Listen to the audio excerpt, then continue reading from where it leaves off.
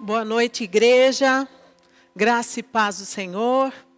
Nós estamos aqui no culto da vitória. E nesse momento nós vamos compartilhar da palavra de Deus, crendo que Deus já falou com você, através dos louvores e através de cada ato deste culto. Eu gostaria que você abrisse a palavra de Deus em João, no capítulo 15, nós vamos ler do versículo 1 ao versículo 8, sobre a videira verdadeira e seus ramos. Diz assim a palavra de Deus: Eu sou a videira verdadeira, e meu pai é o agricultor. Todo ramo que estando em mim não dá fruto, ele corta. E todo que dá fruto, ele poda, para que dê mais fruto ainda. Vocês já estão limpos pela palavra que vos tenho falado.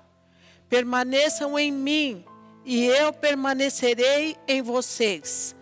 Nenhum ramo pode dar fruto por si mesmo, se não permanecer na videira. Vocês também não podem dar fruto, se não permanecerem em mim. Eu sou a videira, vocês são os ramos. Se alguém permanecer em mim e eu nele, esse dará muito fruto, pois sem mim vocês não podem fazer coisa alguma. Se alguém não permanecer em mim, será como o ramo que é jogado fora e seca. Tais ramos são apanhados, lançados ao fogo e queimados. Vocês permaneçam em mim, e as minhas palavras permanecem em vocês. Peçam o que quiserem, e vos será concedido. Meu Pai é glorificado pelo fato de vocês darem muito fruto, e assim serão meus discípulos. Eu gostaria de orar com você nesse momento. Amado e querido Deus, é a tua palavra. E quem nos vê, quem nos ouve neste momento, é o teu rebanho, são os teus filhos. Então que a tua palavra possa surtir o efeito em cada coração, em cada lar, em cada necessidade. Nós te rogamos e já te agradecemos em nome do Senhor Jesus. Amém. Bom, João 15, ele utiliza a palavra permanecer. Permaneçam por 12 vezes. E isso dentro da palavra de Deus significa algo que deve ser inculcado, algo que deve ser gravado, que deve ser aprendido por todos nós. Se permanecerem em mim, diz a palavra. Jesus usa uma alegoria e se apresenta como videira verdadeira. Deus como agricultor ou o dono da terra. E nós como ramos. Isso para que possamos entender de forma clara o relacionamento que nós devemos ter com o nosso Senhor. Como ramos, nós esperamos muita coisa de Deus, esperamos muita coisa do nosso Senhor. Que Ele nos ouça, que Ele nos abençoe, que Ele fale conosco, que Ele nos proteja, assim como a nossa casa, a nossa família, que Ele nos livre do mal, que Ele nos livre da seta inflamada do maligno, que Ele nos liberte dos pecados, dos vícios, da mentira, do engano. Esperamos que Ele realize os nossos sonhos. E quantos sonhos nós temos, não é, igreja? Quantos sonhos? Esperamos tantas coisas do Senhor, na condição de ramo que nós somos. Que Deus responda a nossa oração. Sempre esperamos isso. Que Ele nos dê a vitória na saúde, na família, na área financeira. Que Ele nos livre e proteja desse vírus que tem aterrorizado, tem trazido sofrimento em quantos e quantos lares ao mundo. Enfim, nós temos uma lista enorme de coisas que nós esperamos de Deus, como ramos que nós somos. Mas a pergunta dessa noite é: E o que Deus espera de nós? O que Ele espera de nós de forma coletiva, como igreja, como família? O que Ele espera de nós de forma individual, de mim, de você? O que Ele espera? Ele espera que nós estejamos ligados à videira verdadeira, que é o Senhor Jesus Cristo. Amém, igreja? Amém? Você concorda com isso? E não somente que nós estejamos ligados à videira verdadeira, mas que nós também possamos produzir frutos. O texto fala que o fruto que o ramo que não produz fruto, o agricultor corta e limpa. E o que produz no tempo certo, existe a poda. Aquele que produz fruto passa também por uma poda. E a poda, queridos, pode ser algo sofrível, e muitas vezes é, mas que tem uma finalidade, que tem um objetivo, que é produzir mais frutos ainda. Deus nos limpa, Deus nos purifica, e isso a princípio pode ser algo sofrível, mas com a finalidade do nosso crescimento espiritual, a nossa experiência com o Senhor. Quantas vezes nós chegamos cheios de carrapichos, pecados, preconceito, orgulho. A história de Naamã nos ensina isso. Ele queria a cura para a sua enfermidade, mas ele queria que fosse do seu jeito, do jeito que ele achava ideal, dentro das suas normas. E ao chegar na casa de Eliseu, o profeta, ele nem é recebido por ele. Ele se sentiu humilhado na sua posição. O profeta manda dizer: olha, diga a ele que se banhe no rio Jordão por 7 vezes, e ele será purificado da sua lepra. E Naamã então fica indignado, não foi recebido com as honras de um general, de alguém poderoso. E ele diz: com tantos rios melhores na Síria, eu tenho que entrar nesse rio barrento, a pedido de um homem que não quis nem me receber. Eu não farei isso.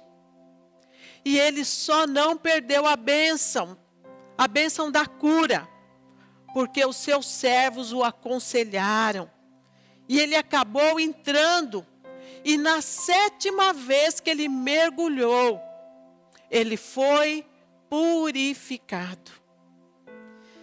Queridos, nós vamos parar para analisar. Ele teve que passar pela prova 7 vezes. E abaixou naquela água turva a primeira vez, e olhou para si, e tudo estava do mesmo jeito. Abaixou a 2ª vez, se olhou, e a enfermidade estava lá. A 3ª vez, peraí, será que esse profeta realmente é a voz de Deus?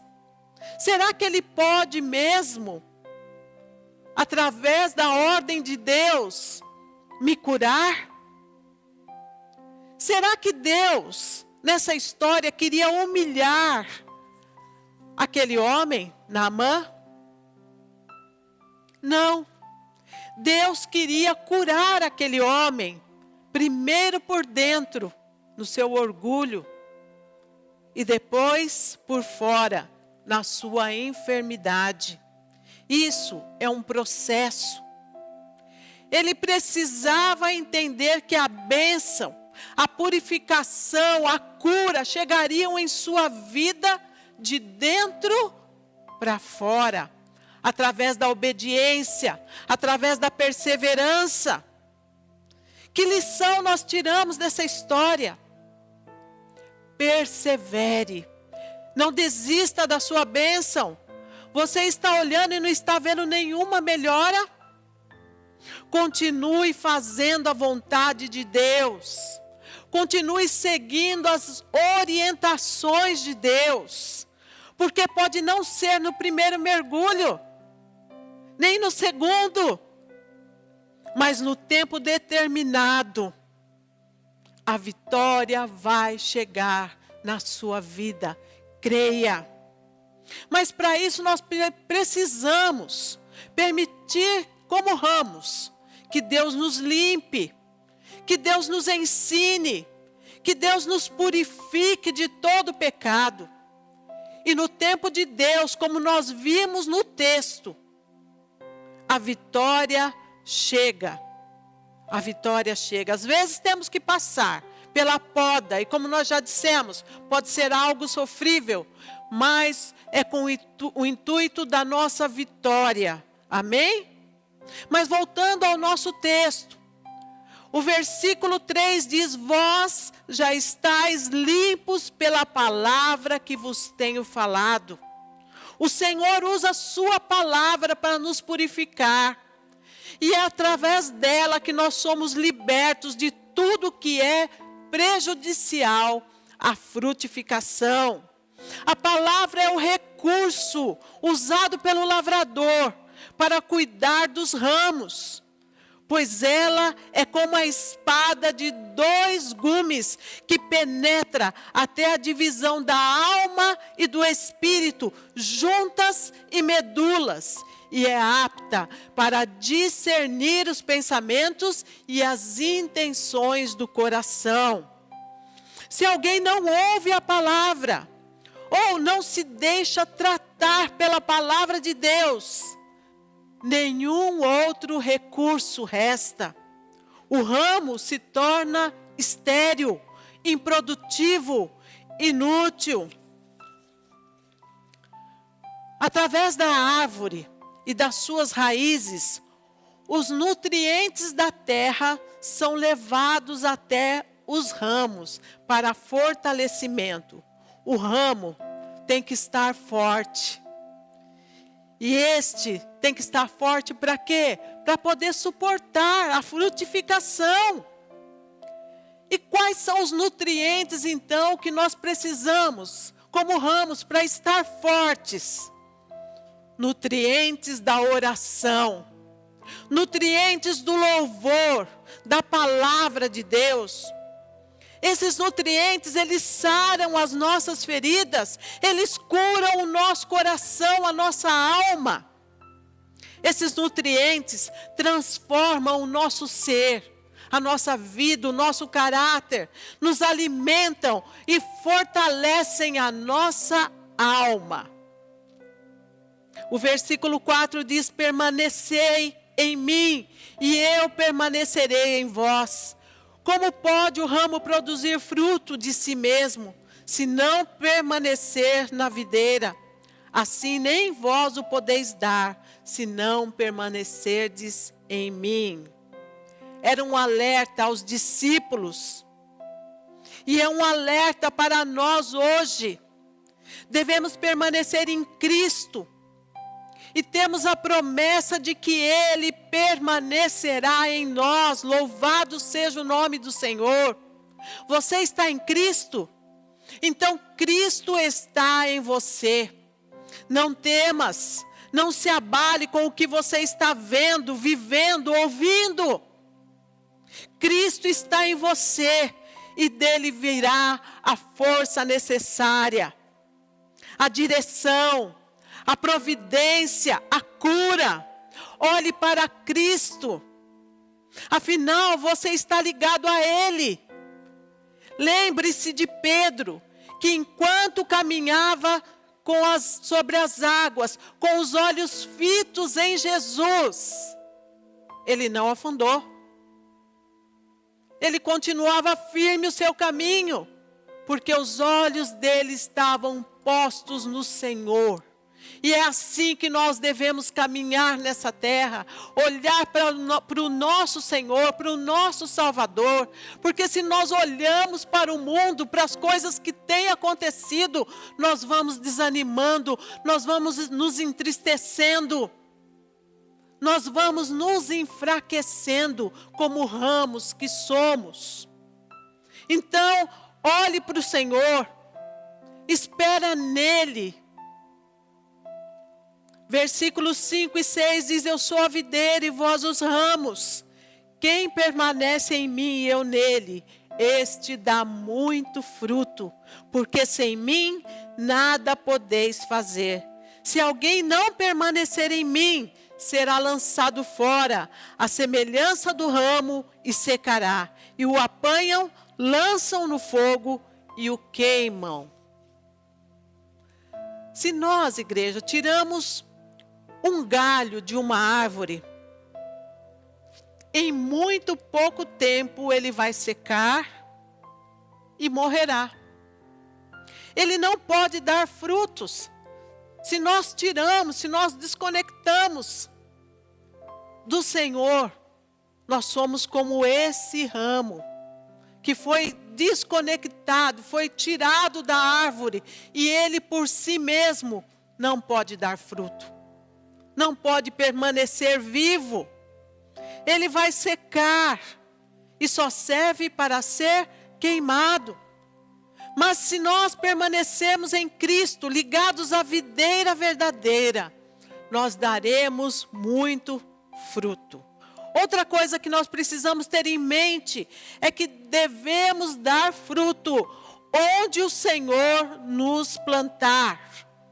Você está em casa? Dê frutos na sua casa. Seja bênção na sua casa para a sua família. Onde você estiver, seja luz, seja sal, faça diferença.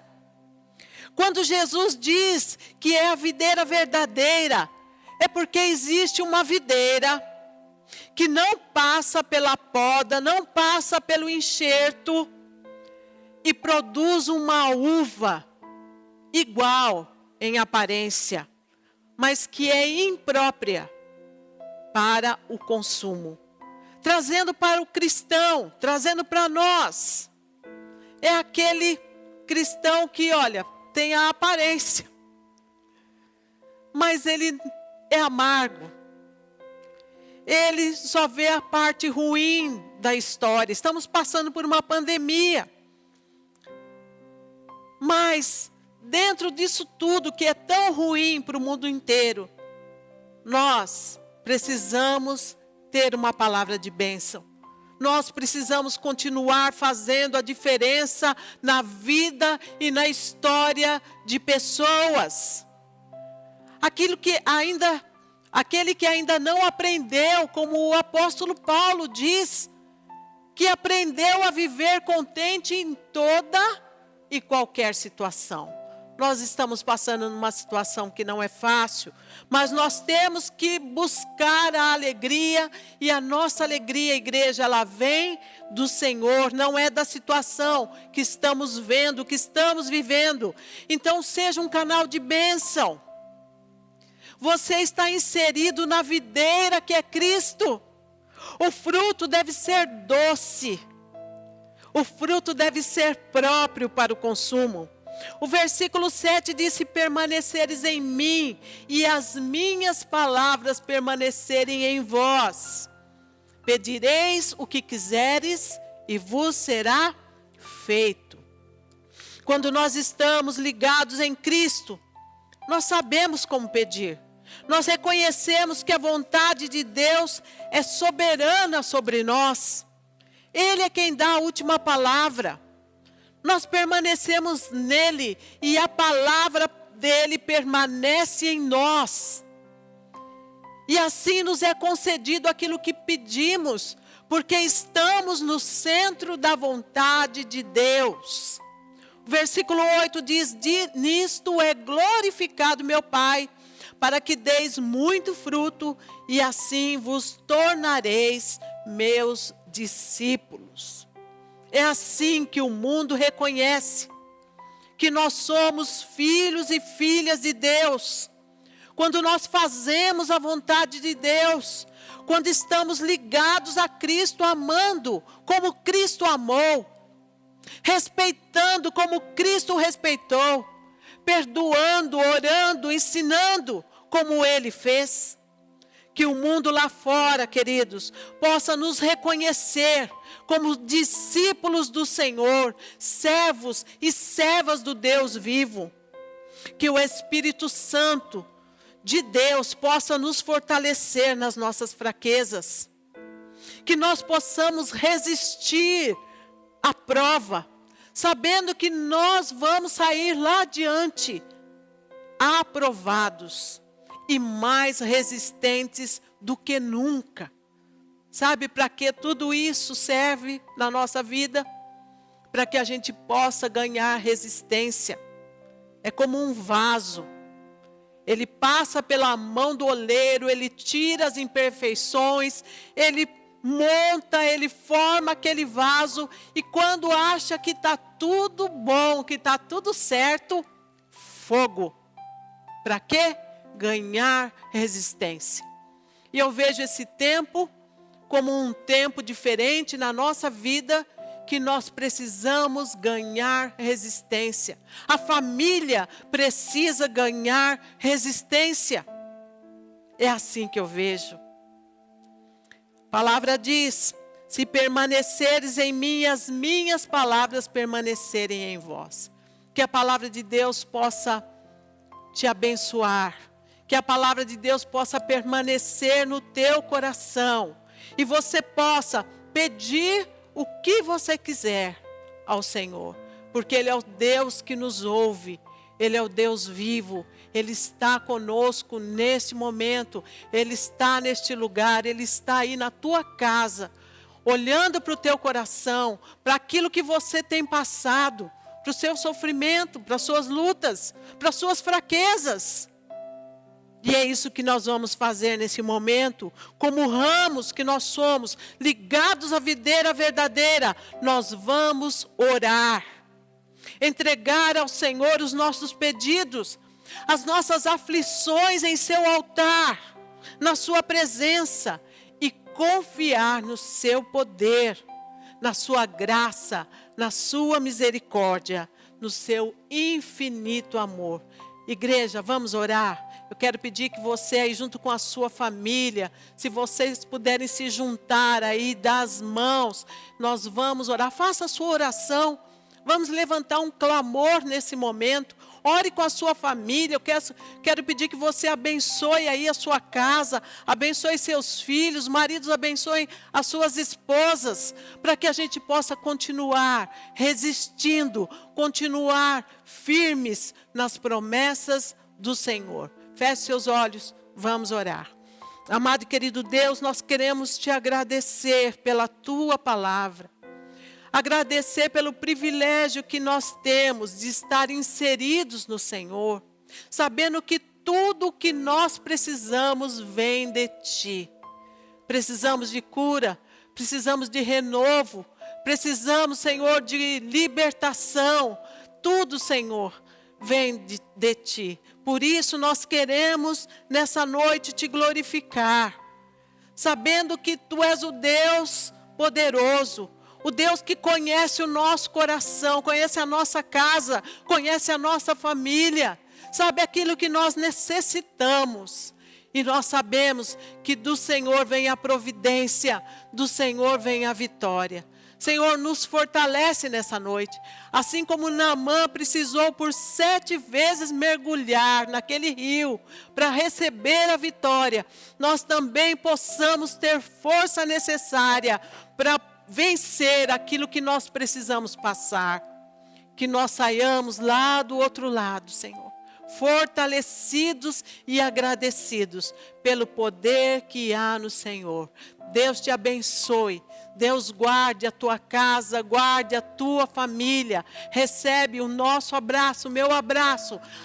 O meu dizer, né? Estamos com saudades saudades de ter a igreja reunida, mas entendendo este momento, sabendo que nós continuamos nos fortalecendo no Senhor e que em breve tudo isso vai passar e nós vamos estar aqui para te receber, para poder dar aquele abraço gostoso e matar a nossa saudade de uma forma diferente. Deus abençoe a sua casa, a sua família.